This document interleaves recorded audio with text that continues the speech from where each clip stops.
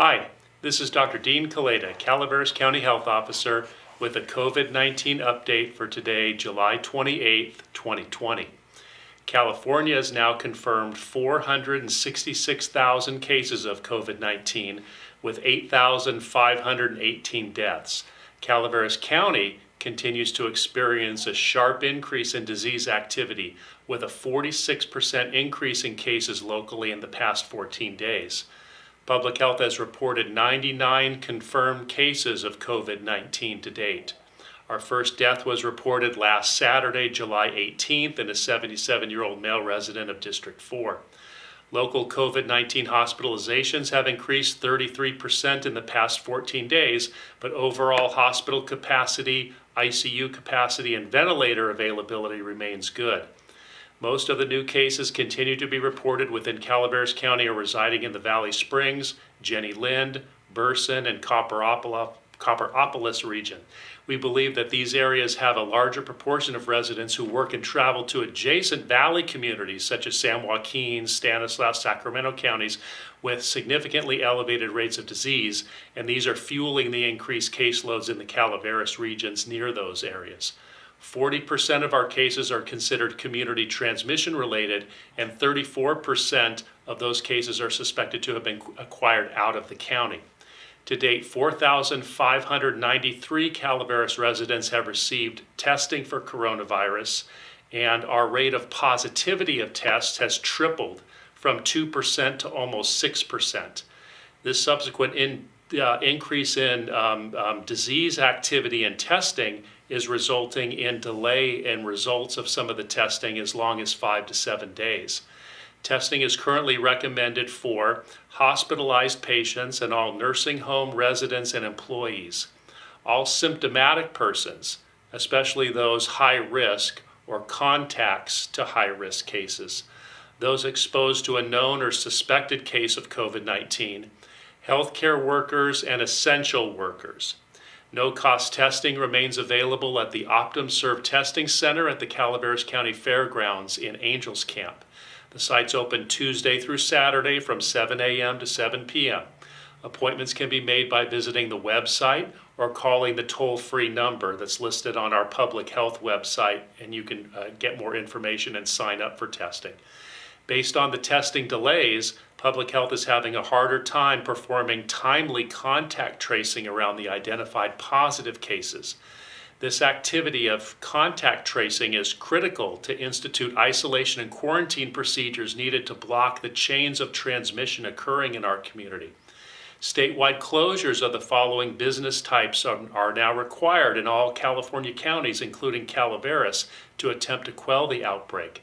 Bars, breweries, brew pubs, indoor dining and restaurants, indoor wineries and tasting rooms, family entertainment centers like bowling alleys, movie theaters, museums, zoos, those types of indoor activities have been suspended.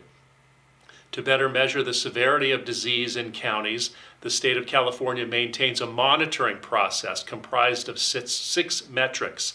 Counties that fall outside of these metrics for greater than 3 consecutive days are placed on a monitoring list and may be subject to further restrictions.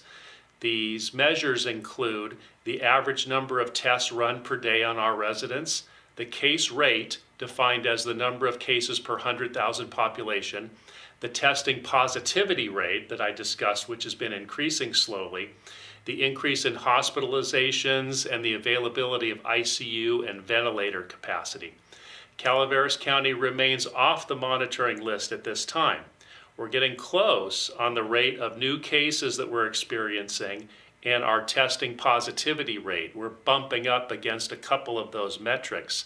For counties on the county monitoring list, additional business sectors and closures will be required by the state for the following activities: gyms and fitness centers, places of worships like churches or synagogues, offices for non-critical infrastructure sectors, personal care services. Those include nail salons, massage parlors, tattoo parlors, hair salons and barber shops, or indoor malls. those business types may be restricted if we get on the monitoring list. Additionally, schools located within counties on the state monitoring list will not be allowed to resume in-person student learning, as is currently scheduled to begin in several Calaveras County school districts starting in August. My goal as health officer for Calaveras is to keep our residents safe during this pandemic and healthy, and to avoid falling on the state county monitoring list. Here's how we do that, and it's basic science, and it's not hard. The best ways to avoid exposure to the virus are to stay at least 6 feet away from people outside of your household, physical distancing. Washing your hands often with soap and water for at least 20 seconds. Avoid touching your nose, mouth, and eyes with unwashed hands. Wear a face covering over your nose and mouth when outside or inside, even around others.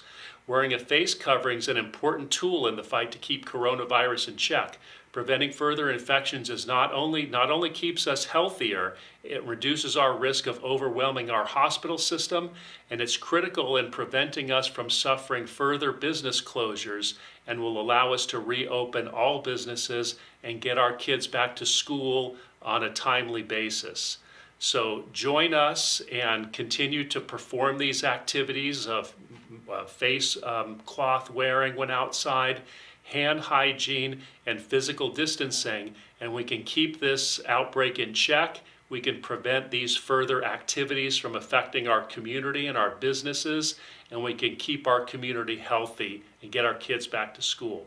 Thank you for your cooperation, and further information will be released from the Public Health Department every Tuesday and Fridays in the form of our press releases and the update of our website to keep the community apprised of new information and case activity. Again, thank you for your support.